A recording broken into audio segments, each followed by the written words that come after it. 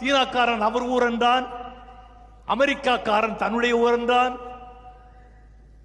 இங்கிலாந்துக்காரன் தன்னுடைய ஊர் என்றான்.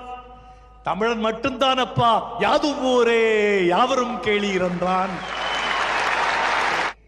நீங்கள் சென்ற இடமெல்லாம் சிறப்பு, தமிழன் கால் வைத்த இடமெல்லாம் சிறப்பு. எங்கு தமிழன் கால் வைக்கின்றானோ அங்கெல்லாம் அந்த நாடெல்லாம் சிறப்பாக இருக்கும். அரேபியா எங்கே, அமெரிக்கா எங்கே, மாலத்தீவு எங்கே, மொரீஷியஸ் எங்கே, ஏன் சிங்கப்பூர் எங்கே, தமிழன் எங்கே வந்ததால் தான் இந்த நாடெல்லாம் சிறப்பு பெற்றது என்று சொன்னால் நிச்சயமாக எந்த அரசியல்வாதியும் மறுக்க மாட்டார்.